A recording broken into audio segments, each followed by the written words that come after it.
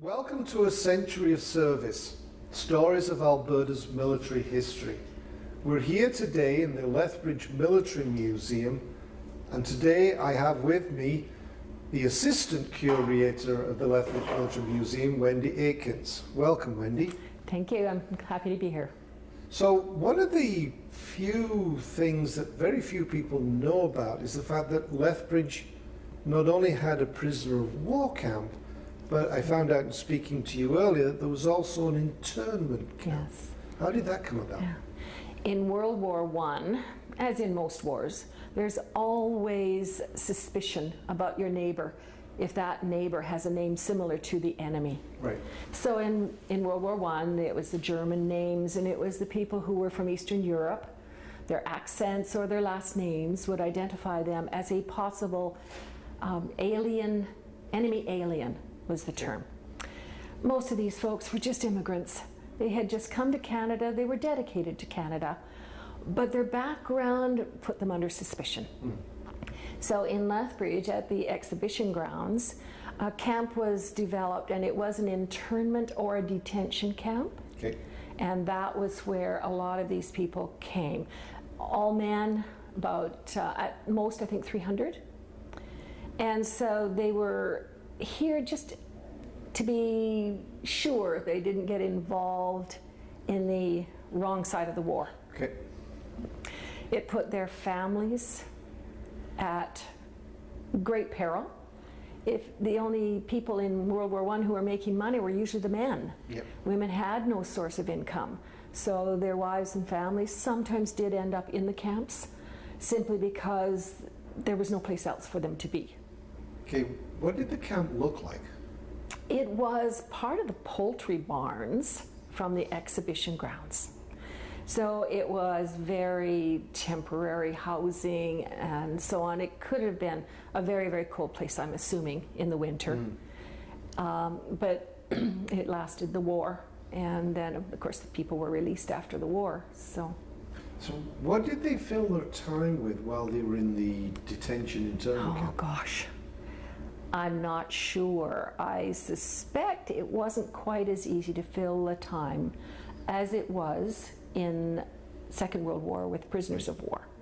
But I also suspect that they were asked to do labor jobs in building roads, or some of them were sent to the national parks. The national parks had a lot of projects that were used the labor of internment members. Building roads, clearing bush. Yes. That kind of thing. Yeah. So then, at the end of the First World War, obviously they turned loose back into the community. And then we move forward another 20 years, and now we're in the Second World War. Yes. Yeah. Now, Lethbridge, as we spoke briefly in one of the other episodes, did have the largest camp. But when did it open? It opened in 1942 or 43. This is a huge camp. It covered a full section of land, almost 640 acres. And it had 36 barracks, each one that held hundreds of men. Plus each unit of barracks had a mess hall.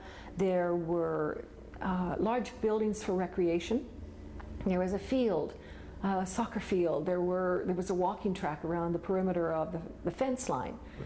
There were all the administration buildings and dental offices and hospitals and, of course, mess kitchens and all these sorts of things. It was a huge camp. And it housed, actually, more members as prisoners than the population of the entire city of Lethbridge.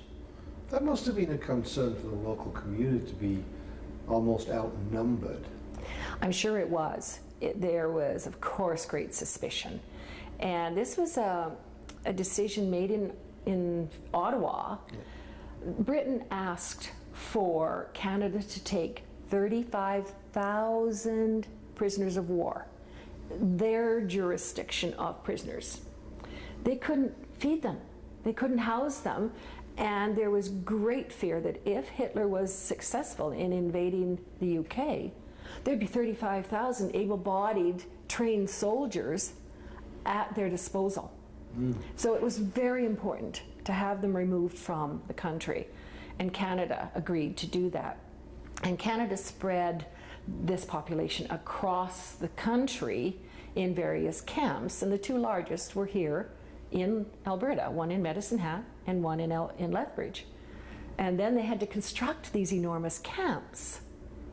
So these prisoners of war were put on ships and they were taken around Africa and they were brought all the way up to the eastern seaboard. Then they were put on trains and sent across. And of course, coming across to the prairies, for people who lived in Europe, a train trip from one country to the next didn't take very long. Yes. And there were stories about the prisoners thinking that during the night they were sending these trains in circles because there's no way they could travel for 4 days, 5 days across one country to a new location. Of course, we know that wasn't the case, but they were brought to places like a large camp in the Kananaskis. Yep. Osaka was developed there right off, and it was a tent camp, and it was wintertime. So they housed them as best they could in these bell tents, and as soon as the camps in Medicine Hat and Lethbridge were finished, they were sent by the trainload down here. So it was a barbed wire, gated and fenced perimeter, guard towers around the perimeter, and guards on the exterior. Now, the guards, who were the guards? The guards were mainly men from the veterans from the First World War. Okay. They'd reached a point in their lives where they were no longer able or capable of doing full service during the war, but they wanted to be a part of the war. They wanted to be contributing. Right. So it was called the Home Guard, and they were set up as the guards for these prisoner of war camps. And they provided a very valuable service. Now, the guards themselves didn't actually go into the camp, did they? They were just on the perimeter. I think they were mainly on the perimeter. The camps itself, the interior management of the camps was handled by the officers in the German camp. They kept their military hierarchy, and the leaders were their military leaders, and they were the ones who organized and structured the camp. The main responsibility for the Home Guard was to make sure that no one escaped. Okay. And as men went out eventually to work on farms and neighboring places, off to logging camps and so on, they were considered their guards there as well. So they had a variety of responsibilities, but mainly outside the gates of the camp. Now, what did the prisoners themselves do to spend their time? You can imagine, these are all young men. They're 18 to 26, maybe to 30 years of age. They were captured early in the war, a lot of them in Africa, North Africa, and in areas that were taken over early in the war. Yep. And they were, in a lot of cases, I think they may never have admitted them, maybe not even to themselves, but they realized they were in a better situation than a lot of their comrades who were still actively in combat. Particularly the sailors who were in U-boats. Their life expectancy was extremely limited. And so here they're living in relative comfort. But they're young men, they need activities, they need to be involved. And there were a few attempts as soldiers to look at escape, but where would they go? By the time the camps were established here, the United States was in the war, so it was no longer a neutral country. Yep. So where would they go? And they soon realized that they needed to focus their energies in the camps. And there were organizations that were willing to help with that. It was to provide safety for the community outside the wire fence, as well as the sanity of the people inside. Yep. So the YWCA was extremely involved in providing various things, like musical instruments. And German folks had wonderful music. And so when they got instruments, they were symphony instruments as well as band instruments, as well as jazz instruments. And they started to develop their own symphonies and bands. And they would entertain themselves. There were singers, they had choirs and choruses. They also combined all that with some drama, and they did opera. And when you think about doing opera or any sort of a stage production, there are male and there are female characters. And they would dress up some of the characters as women, and they would present these incredibly authentic operas and theater plays. There were art supplies, so paints and sketchbooks and drawing equipment that was provided. And a lot of the men spent an enormous amount of time creating wonderful things. I have seen some poetry that was written by a German prisoner of war. And when he left, they were limited in what they could take home. He left it with one of the veterans guards that had befriended him over the years. And I had the opportunity to have those translated into English. And they're extraordinary poems about life at home, the life he was missing. Yep. His family, his mother, his friends, his girlfriend, the land, and what would the land look like after the war. And they were emotional and they were beautifully written. People wrote journals. There was equipment to build all sorts of carving materials. Okay. We have seen beautiful ships in bottles, those intricate, tiny little ships that were constructed inside a bottle, and then somehow or other they were able to raise the sails or the masts of these ships within these small containing bottles. Wooden carvings of tanks and planes and ships, and a lot of it was, of course, from their own memory. Yep. And things that were familiar to them.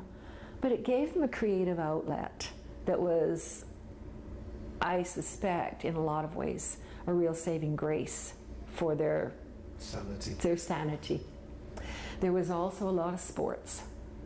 So there were playing fields, there were soccer pitches, there were racetracks, gymnastics, a full setup of gymnastics equipment. And so the men were able to go in, and they actually created wonderful display presentations or shows. Right. And there's pictures of them in these incredible pyramids of humanity, where these men are up on top of one another's backs, and they're building this huge, very high, multi-stacked gymnastics pyramid. Healthy body, healthy mind. Exactly, yeah. So they would have soccer games, and they set up their own leagues and would play against one another and set up some very healthy competitions. The German prisoners as well were eventually given their parole, or were actually were allowed to move into the community and Yes. provide support. That's right. Our community is basically a farming community, and with all of the majority of our healthy and strong young men, many who came from the farm, this left a real labor shortage. And in southern Alberta, one of the major crops was sugar beet growth for sugar, Yep. to sugar. Well, that is, or was in those years, a very, very physical and demanding and high human labor type of crop. So you had to sow the beet seeds, and then they would come up in clusters, and you had to thin them all out. And you're down on your haunches or your knees or bending over, pulling out all but one every few inches, because they're huge beets that they grow, but they need to be given that room, and you get a cluster of them and they don't develop the large sugar-rich beet. So very, very intensive. Hoeing between all the plants, keeping the weeds down, and so on was another intensive thing. And then during the harvest, some of these beets weighed 10, 15 pounds. They had to be pulled from the earth, they had to be separated from their leaves, and then they had to be thrown into a truck for transport to the sugar plant. Again, highly heavy labor. And so the farmers in this area were delighted to have strong young men willing to come out to the farms. They were fed, the women in the farms were feeding them well. The kids in the household, I think initially the kids were said, don't go near them. The parents had to be careful. They didn't know anything more than these are German soldiers. They're the enemy soldier. And they're coming to our farm to work.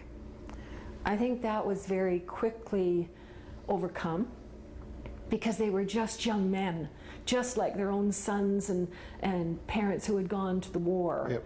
And I think so many of the German soldiers were so grateful to be out of the confines of the camp, doing something very physical and very productive, absolutely. And they did get to know the children, and they got to know the families. And in some cases, they were allowed to stay in bunkhouses on the farms. Oh. So once a trust level had been reached between the farmer and the guards and camp and the prisoners, a lot of that started to happen, which gave the prisoners a wonderful time. And the prisoners were paid. They were paid? They were paid a salary when they were outside doing this labor. Oh. That would be a significant difference to them as well. I mean, that's over and above their POW pay. Absolutely.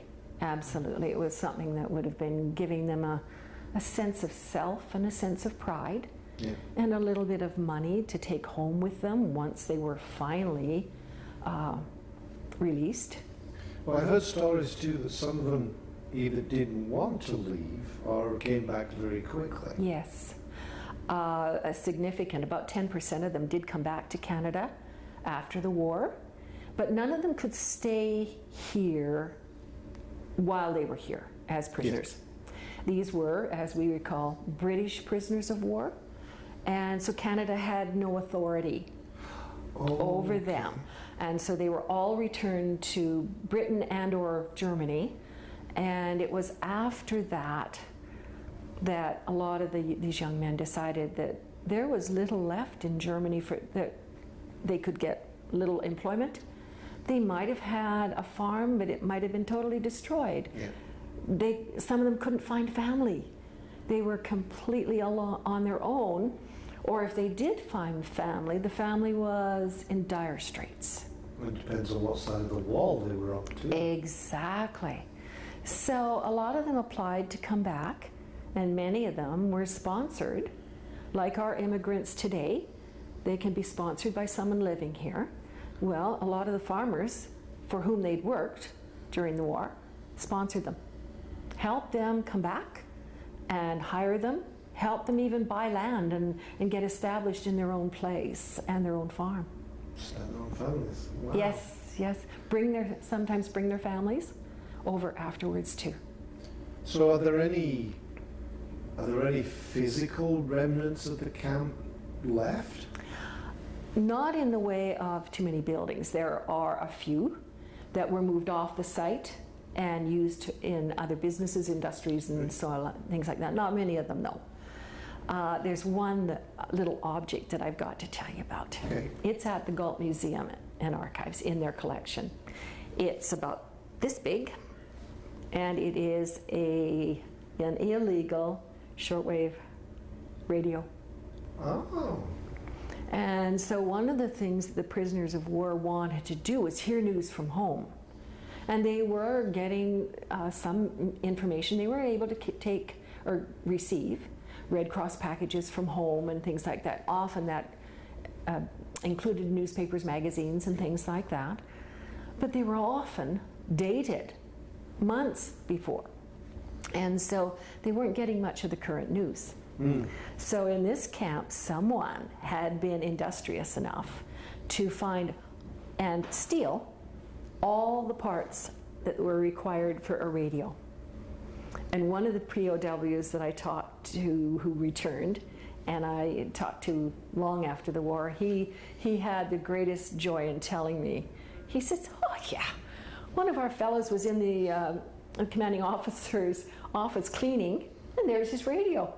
So he snitched parts of his radio, brought it into the camp, and they created this tiny little radio where they could actually get news from Germany.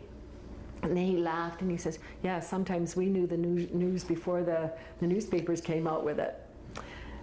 So it was their way of trying to keep in touch.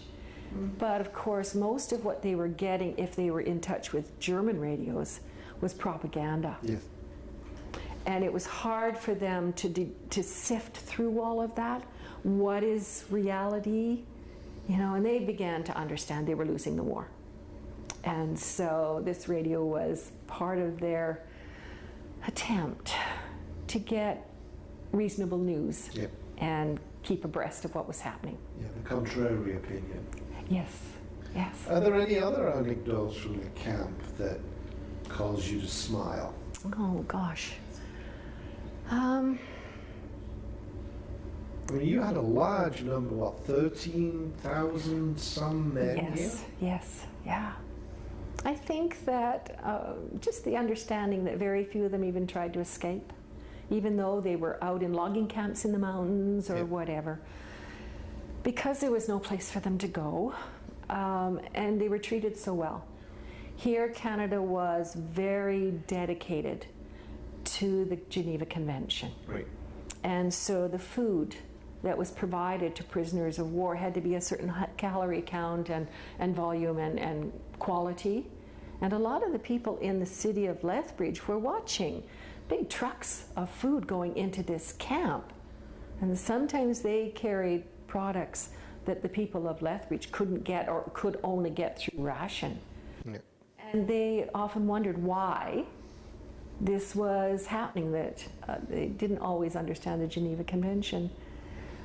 But and then, and as you mentioned earlier too, once the cessation of hostilities came into play, then all of a sudden they're subject to the same rationing as Canadians. That's right, yes, yeah. And it was actually quite a long time from the May of 1945 until all of the camp was empty. The last group got on the train in December of 1946. Oh, it is a long time. It was. A lot of that too was the need for farm labor, and the farmers didn't get their sons and family back early, right away, and they didn't come back in the numbers that they'd gone. So there was still this need to keep the farm production up. And so a lot of the German prisoners of war were kept here for that. And because the shipping, you bring some of the Canadian soldiers back, you take some of the POW camp folks back. And so they were filling the boats to both directions. And that took a long time. There were how many thousands of people had to cross the Atlantic. Yeah, they don't have 36,000 ocean liners anymore. No, no. So when the camp closed in 1946, what happened to it? A lot of the things in the camp were dismantled. Yeah. Certainly the barbed wire fence and so on came down. The machine guns that were in the towers, of course, went back to the military, but there weren't many up there that were actually functioning machine guns. A lot of the Veterans Guard had made dummy guns to set in those towers so that it looked like there was a machine gun there, right, but it was a wooden replica. So those sorts of things started to get sold off or disappeared.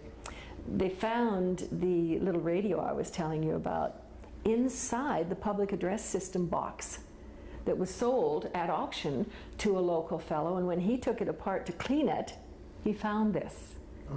And luckily he realized what it was, and he kept it, and eventually it made its way to the Galt Museum where it's safely stored. But the buildings and so on were all taken down. It's now the industrial area, and after the war, with the reconstruction of industry, that land was valuable for new business and things like that. Are there any markers or monuments or plaques? Yeah, there's one plaque that is at the corner of one of the streets. So the camp was along 5th Avenue north of that, and it was east of 28th Avenue. So it's somewhere right on a corner. And it just acknowledges the fact that this was one of Lethbridge's main contribution to the war at home, by providing the land and the service to operate this camp. Is there anything else you'd like to share with us about the POW camp? I will tell one more story. Okay. Shortly after I moved to Lethbridge and was working at the Galt Museum, we did, in partnership with the Calgary Military Museum, we developed a POW camp exhibit. So it was the camps across Alberta. Right. And so we were focusing a lot of our energy on Camp 133 in Lethbridge. And we opened that exhibit at the Galt Museum. And there was a gentleman here who was a German prisoner of war who came back and farmed. He was still alive. And we invited him to come to the opening. And the folks from Calgary had a fellow from Alberta who had been a prisoner of war in Germany. And so these two gentlemen came to this opening and were introduced to one another. And they kind of eyed one another a little warily. And finally the German fellow put his hand out and said, "I think I had a better time at the war than you did." Wow. Broke the ice, and the two of them sat for an hour.